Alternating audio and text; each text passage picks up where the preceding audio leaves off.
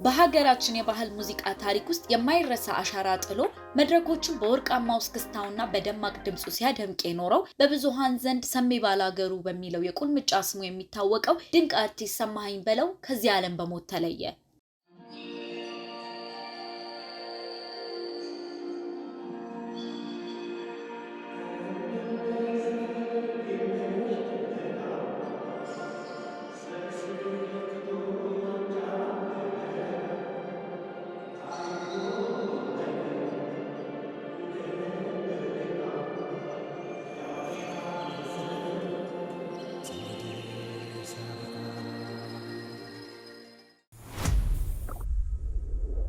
ይበልጥ ልብን የሚሰብረውና ሀዘኑን መራራ የሚያደርገው ገና ብዙ የጥበብ ስራዎችን ያበረክታል ተብሎ በሚጠበቅበትና በቅርቡ ባደረገው የ7 ሳምንታት የሕክምና ክትትል 10 ኪሎ መቀነስ መቻሉን በከፍተኛ ተነሳሽነትና ደስታ ለተመልካቾቹ በነገረ ማግስት በተወለደበት ዕለት በሰኔ 8 ቀን 2018 ዓ.ም በድንገት መለየቱ ነው። መላውን የኪነ ጥበብ አፍቃሪ በእንባ ያጠለቀው የሰሜ ባላገሩን ሙሉ የህይወት ታሪክ ወርቃማ ስራዎቹና የመጨረሻውን ልብ የሚነካ መልእክት በዲና ፕላስ ይዘንላችሁ ቀርበናል። እስከ መጨረሻው አብራችሁኑ ነው።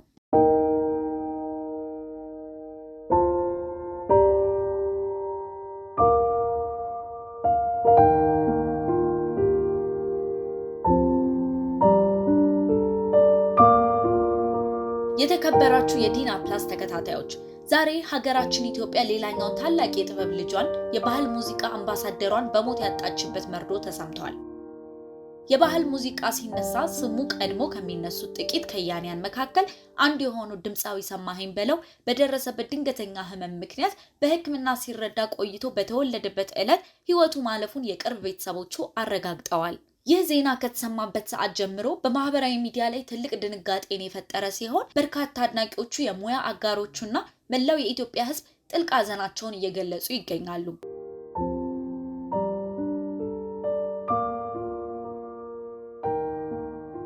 ሰማኸኝ በለው ለእኛ ማን ነው? በኢትዮጵያ የባህል ሙዚቃ ውስጥ ምን አይነት አሻራ ጥሎ አለፈ?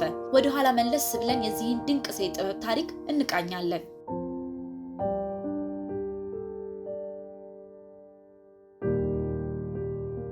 ሰማኸኝ በለው በሀገራችን የሙዚቃ ኢንዱስትሪ ውስጥ ሰሜ ባላገሩ በሚለው ስሙ ጎልቶ የወጣው ያለ ምክንያት አይደለም። እሱ የኢትዮጵያን ባህል፣ ትውፊት፣ ታሪክና የገጠር ውበት እያነሳሳ ለአድማጭ በማቅረብ ረገድ ወደር የማይገኝለት ባለሙያ ነበር። በተለይም የጎጃም ዜማዎችንና ልዩ ልዩ የሀገራችንን ውብ የባህል ስልቶች ከዘመናዊ የሙዚቃ አቀናባሪነት ጋር በማዋሃድ አዲሱ ትውልድ የባህል ሙዚቃን እንዲወድ ያደረገ ከያኒ ነው።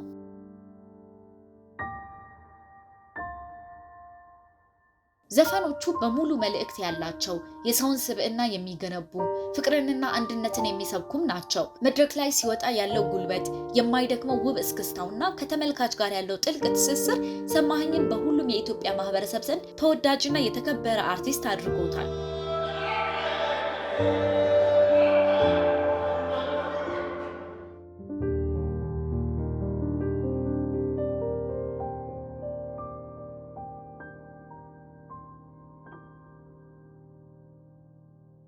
ወደ ቀደሙት የወርቃማ ስራዎቹ ስንመለስ ሰማኸኝ በለው ለኢትዮጵያ ሕዝብ በርካታ ተወዳጅ አልበሞችና ነጠላ ዜማዎችን አበርክቷል።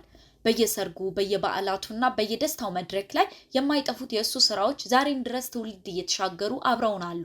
በስራዎቹ ውስጥ የሰውን ልጅ ማንነት፣ የህይወትን አጭርነትና የፈራሽ ገላን ከንቱነት የሚገጥምባቸው ውብ ስንኞቹ ዛሬ እርሱ ሲያርፍ ይበልጥ ትርጉም እየሰጡን መጥተዋል።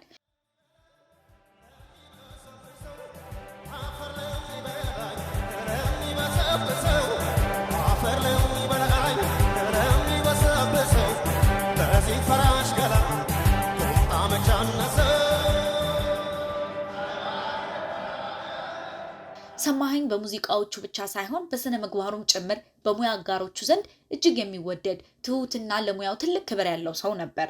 በግል ህይወቱ ባለትዳርና የ4 ልጆች አባት የሆነው ድምፃዊ ለቤተሰቡም ሆነ ለሀገሩ ጥበብ ታማኝ ሆኖ ያለፈ ድንቅ አባትና ባለሙያም ነበር።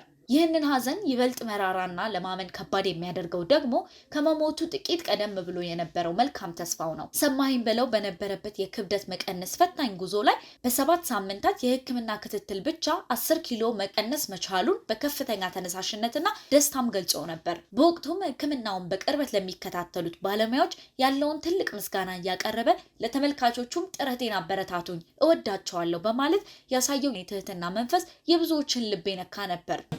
ድምጻዊ ሰማኸኝ በለው ሰሜ ባላገር ሕክምናውን እያከታተልኩ ነው። እጅግ በጣም አመሰግናለሁኝ። እወዳቸዋለሁ፣ አከብራቸዋለሁ። ተመልካቾቼ ጥረቴን አበረታቱኝ፣ ወዳችሁ። ገና ብዙ የጥበብ ስራዎችን ያበረክታል ተብሎ በሚጠበቅበትና ይህን የመሰለ መልካም የጤና ለውጥ እያሳየ በነበረበት ወቅት በተወለደበት ዕለት በድንገት በሞት መለየቱ ሐዘኑን እጅግ መራራና የማይታመን አድርጎታል። ያ ያሳየን ፈገግታና የትህትና መንፈስ የመጨረሻ ስንብቱ እንደሚሆን ማንም አልገመተም።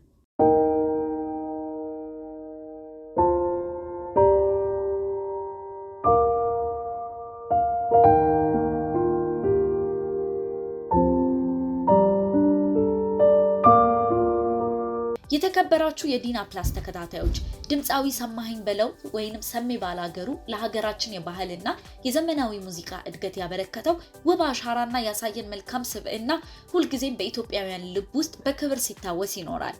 እሱ በአካል ቢለየንም ስራዎቹ ግን መቼም አይሞቱም። ለአርቲስቱ ቤተሰቦች፣ ለባለቤቱና ለአራት ልጆቹ፣ ለወዳጅ ዘመዶቹ እንዲሁም ለመላው የኪነ ጥበብ አድናቂዎች ፈጣሪ ጥንካሬውን መጽናናቱ እንዲሰጥልን እንመኛለን። ፈጣሪ ነፍሱን በገነት ያኖራት። እናንተስ ከድምጻዊ ሰማኸኝ በለው ስራዎች መካከል ይበልጥ የምታስታውሱትና የምትወዱት የትኛውን ዘፈኑን ነው? ያላችሁን የሐዘን መግለጫ መልእክት ከስር ኮሜንት ላይ በክብር አስፍሩልን። ሁልጊዜም እንዲሁ ያሉ ወቅታዊና ሚዛናዊ መረጃዎችን ለማግኘት ሰብስክራይብ ማድረጋችሁን አትዘንጉ።